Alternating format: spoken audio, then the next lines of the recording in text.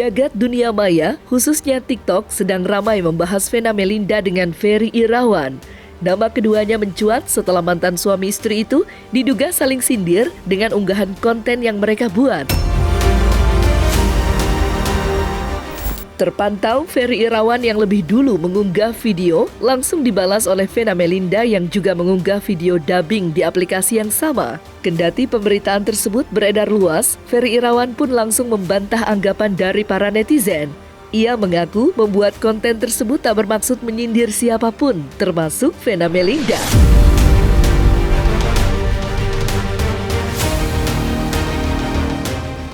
Temenan lama-lama manggil saya. Beli sisir, beli kaca, bisa nyindir tapi nggak bisa ngaca. Tahu tuh, saya nggak pernah sindir-sindiran. Oh, Apa itu? Sindiran. nggak tahu, saya nggak pernah buat TikTok tuh untuk menyindir siapapun. Saya untuk menghibur masyarakat aja, tidak pernah. Jadi apa yang saya buat di TikTok itu adalah untuk murni menghibur masyarakat. Kan aku udah bilang berkali-kali, di tahajud aku, di sujud terakhir, aku selalu setelah aku niatkan ya Allah berikanlah Ferry Irawan bin Indrajitusuma hidayah, niscaya jadi orang yang istiqomah di jalanmu, jadi orang yang benar-benar tawakal dan benar-benar bisa menjadi orang yang jujur. Dan saya selalu mendoakan supaya setelah peristiwa ini banyak sekali perubahan dalam diri Ferry gitu. Jadi aku tidak pernah membenci, aku juga mendoakan Mami Nur, keluarganya yang lain, adik-adiknya, kakak-kakaknya, karena alhamdulillah selama 1 tahun aku mengenal Ferry itu aku berhubungan baik sama mereka semua. Cuma memang peristiwa KDRT ini, kalau memang Ferry belum jujur, ya kan nggak bisa dipaksa. Nanti Allah yang akan mengolah, Allah itu akan membolak-balikan hati manusia. Kita nggak pernah tahu endingnya apa, tapi aku sudah selalu meminta kepada Allah, hanya Allah yang bisa menyelesaikan. Saya tidak pernah merasa sakit hati dengan apa perlakuan yang selama ini saya terima, baik yang melalui media maupun apapun. Saya sudah memaafkan. Saya sudah memaafkan siapapun yang menyakiti hati dan keluarga saya tentang kasus ini. Mau diakui tidak diakui, ini negara hukum. Artinya sudah divonis, kalau memang tidak merasa bersalah silakan banding. Kenapa tidak banding? Kalau tidak ada KDRT, kenapa tidak banding? Diberi waktu 7 hari oleh Pengadilan Negeri Kota Kediri.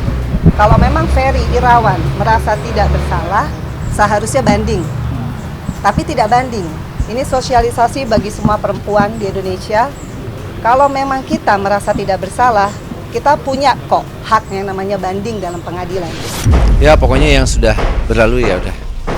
Pokoknya tujuan saya tuh membahagiakan keluarga, bukan hanya ibu saya, tapi saudara-saudara kandung saya juga. Gitu. Saya punya cita-cita yang akan saya lakukan untuk mereka semua. Akan saya berikan ke mereka, insya Allah kalau Allah berkehendak satu-satu nanti saya bisa berikan.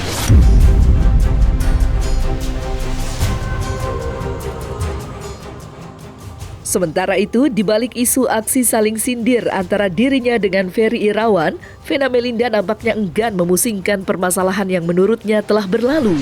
Bahkan, ibu 3 anak itu digadang-gadang telah membuka hati untuk pria lain setelah dirinya terlepas dari masa trauma yang menghantuinya selama ini.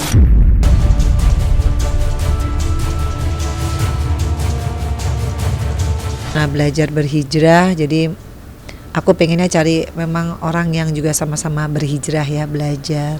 Tapi kalau memang belum ketemu, aku yakin ke depannya habis ini pasti nanti Allah menyiapkan orang yang benar-benar bisa jadi imam aku, jadi nanti jadi figur bapak yang baik, khususnya untuk Fania ya. Kalau Ferel Atala kan udah punya bapak, kalau Fania kan belum kesampaian yang yang seperti dia inginkan, punya papa.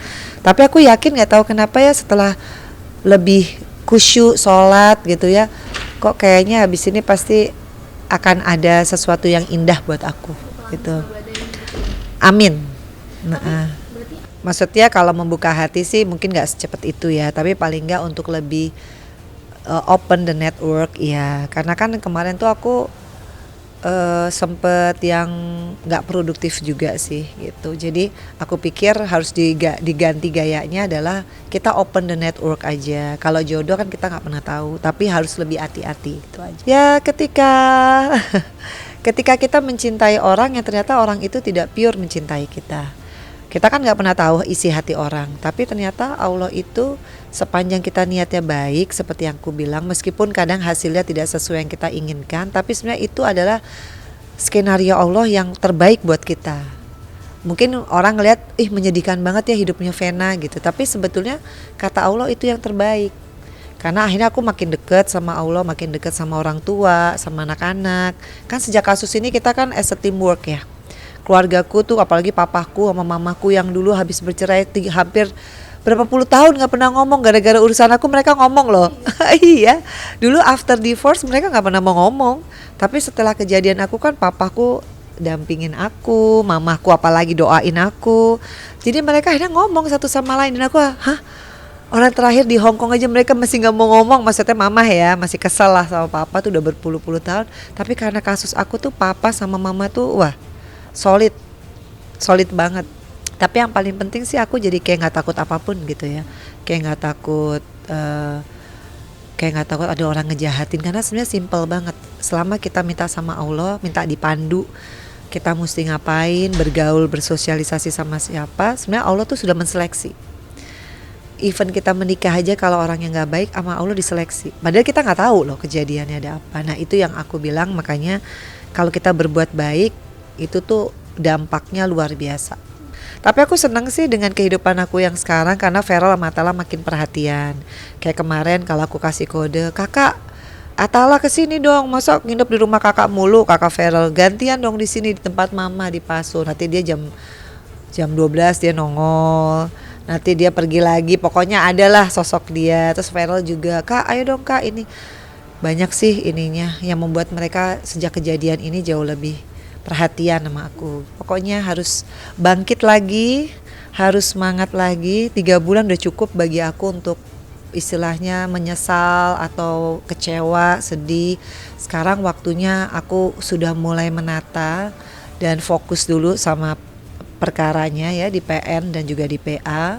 Mudah-mudahan aku sehat terus. Dan tapi kalau aku ngerasa semakin fokus sama Allah, aku semakin tenang sih. Nah kalau udah tenang tuh Allah biasanya menunjukkan satu petunjuk-petunjuk yang akhirnya aku bisa dituntun gitu sampai detik ini. Belum bisa kerja juga kan, tapi pelan-pelan aku udah mulai ngatur schedule setelah lebaran. Insya Allah aku tadinya kan mau umroh, tapi ternyata Feral kan waktunya penuh lagi. Jadi aku mungkin insya Allah awal Mei aku juga lagi cari-cari travelnya, pengennya kan custom aja kita keluarga. Terus juga lagi ngatur kalau memang sudah selesai nih kasusnya, aku pengen ini, yaitu ada impian lama yang belum terlaksana, pengen bikin Vena's Cake sama Vena Studio lagi. Jadi mungkin kayak dulu aku kan punya tempat senam. Nah kalau sekarang mungkin nanti insya Allah kalau aku juga udah enakan semua, bikin tempat senam tapi khusus ibu-ibu hijab ya gitu. Cari tempat. Jadi nanti ya kayak dulu kan waktu Feral Atala kecil aku punya studio senam namanya Vena Melinda Studio di Bintaro. Jadi ada tempat fitness, ada kafenya, ada butik, tapi itu tuh butiknya butik baju senam. Nah ini mungkin baju-baju hijab kayak gitu-gitu. Jadi one stop service, tapi aku yang ngajar, tapi nanti lah mungkin nggak buru-buru lah, tapi itu impian lama sih. Kembali fokus sama yang besar-besar itu kayak Feral sama Atala itu kan biar gimana pun ya pasti agak kemarin tuh agak kurang waktu akunya. Nah sekarang udahlah dedikasi sama orang tuaku, sama anak-anakku, sama karirku sendiri gitu.